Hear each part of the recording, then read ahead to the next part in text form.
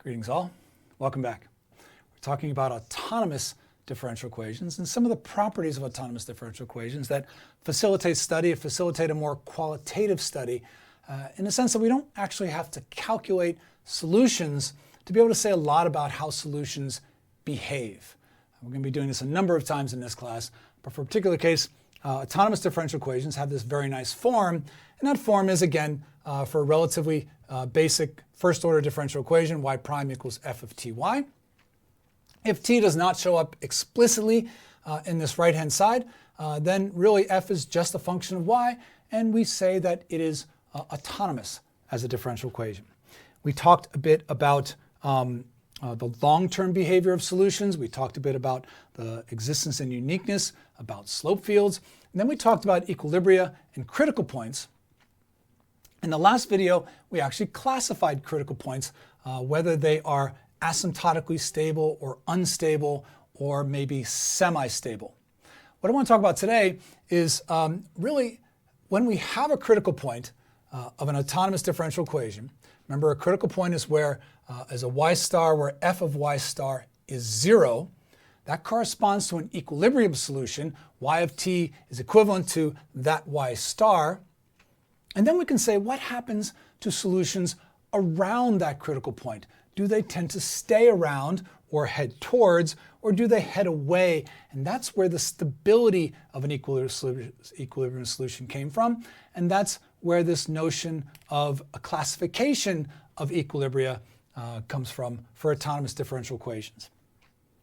I want to take that one step further today, and I want to talk about if we have a critical point, a small test that we can perform on that critical point to say at that moment whether it is asymptotically stable or maybe unstable or maybe semi-stable. That notion where it could be stable on one side, asymptotically stable on one side, and unstable on the other.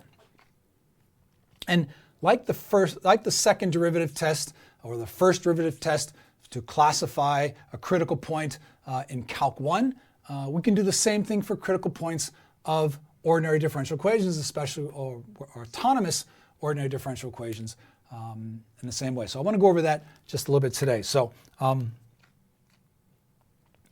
let's start with the obvious. Let y star be critical.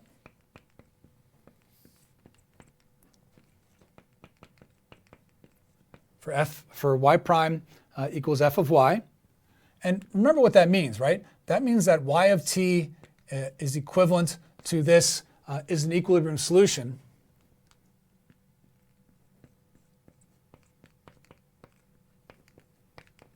Right? And I want to talk about, since we're going to be talking about classification, so we need to sort of know what happens around a critical point. So let's discuss that a little bit. So for y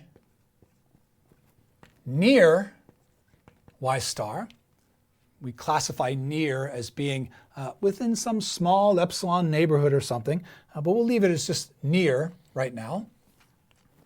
We know that f of y is going to be, well, okay, we know, let's start this correctly. We know that y prime equals f of y, and we know that f of y, no matter how complicated it is, if it's a relatively nice function, it has a Taylor expansion, and we can write that as f of y star, but we know that to be 0 at this point, plus f prime at y star times y minus y star, and this you might recognize as the first Taylor polynomial. Okay. And this near, close enough, this is a pretty darn good approximation. So let's look at a couple of cases.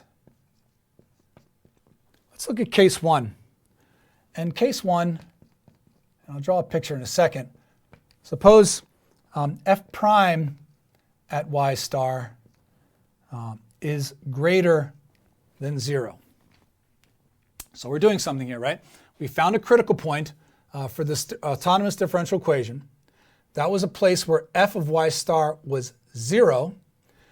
And then we took a look at the derivative of f evaluated at that y star, and we found out that it was positive.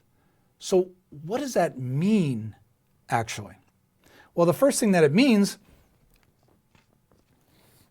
is that if y is greater than y star, that y prime is greater than 0. And if y is less than y star, y prime is less than 0. How do we know that? Well, we know that because we can graph f. And if we graph f, we find that f kind of does this. And this is f of y. And here's my y star. I know that's my y star because f of y star equals 0. Where is it? Because it's critical. Y star is critical for y prime, so f of y star equals 0. So I know f of y star is 0. And I know that if its derivative is positive, that's the slope of this line. Well, let's be smart and use colors.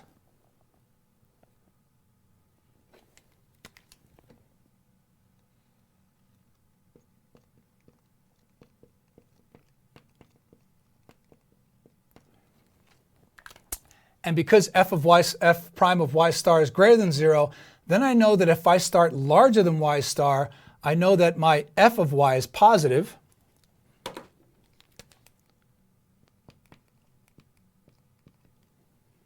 Right? I'll keep this part off just to fusion, but I know f of y is positive, which means my differential equation y prime is positive, which means that the solutions are moving with increasing y, so they tend to be moving away. Okay. So if I'm looking at a phase line,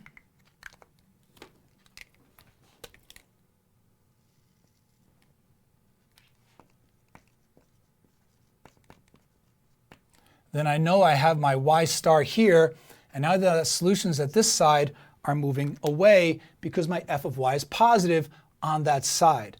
If y is less than y star, in other words, if I start over here, then I know that my f of y is less than 0, so I know my y prime is less than 0, which means my solutions are falling away. So my phase lines look like this, and my conclusion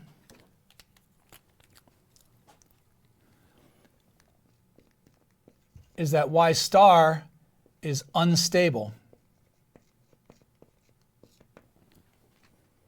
So if I calculate nothing more than my critical point at y star, and then I take the derivative of the right-hand side, and I find out that it's positive at y star, then I automatically know that my y star is unstable.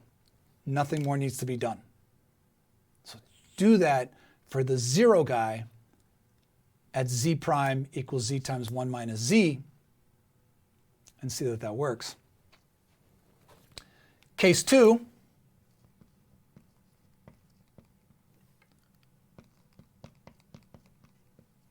suppose f prime at y star is less than 0. Okay. What does that mean? Well, if it's less than 0, then there are certain things I can conclude right away. For y greater than y star, y prime is less than 0. For y less than y star, y prime is greater than 0. How do I know that? Think about how this function behaves, right? If I know that at y star, I'm at a 0, f of y star is 0. And I also know that the derivative of that function at that point is negative. Well, negative depending on which way you're going. If that's the case, then if it's negative, then before then I'm positive, and after then I'm negative. Okay, what does that mean for the drawing? Well, we can do the same thing here with the drawing. This is y. Here's my y star. I know it's a 0 there. and I know my derivative at that particular point is negative. So the only way that's going to be positive, the only way that's going to actually work is if I know my y, f of y before then is positive, and my f of y after then is negative, and this would be the graph of my f of y. And if that's the case, remember f of y corresponds also to y prime, the derivative of my solutions. So when y is less than y prime, I know I'm positive because f of y is positive. And when y is greater than y star, I know that I'm negative. So y prime is also negative there, so my solutions are falling. So if my solutions are falling there, I can draw my phase line.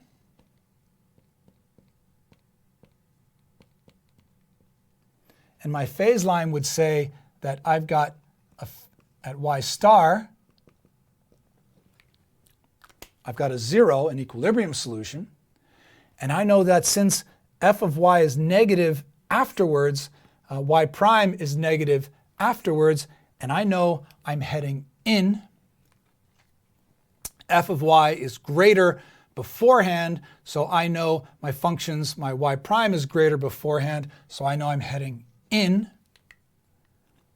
And my conclusion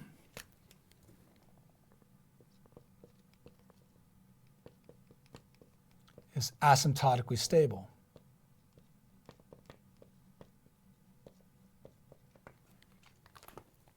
All from nothing more than a knowledge that I have a 0 of my f function at y star, and the derivative at that y star was negative for the function at that point, which means my function had to fall through the horizontal axis in its graph at that particular point.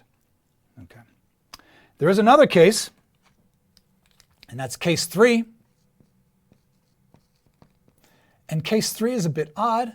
What happens is suppose f prime of y0 equals 0. Well, that happened in our second derivative test for the classification of a critical point in Calc 1. Whether it was a max or a min depended upon whether the second derivative was positive or negative, and that measured concavity. And then there was always that last part that says, well, what if the second derivative is 0? Then you don't have enough information to be able to say directly whether you have a local max or a local min. In this particular case, if you were to find a place y star where f of y star is 0, and you calculate the first derivative to see if maybe it falls into one of these two places, it doesn't, you wind up with a 0, then you have basically not enough information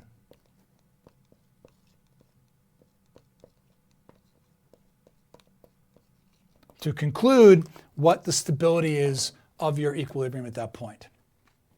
Now, next video, we'll do an example of something a little more complicated than z prime equals z times 1 minus z, so you can get a better sense for what's going on for this type of classification. Anyway, for now, thank you very much for listening, and we will talk again very, very soon.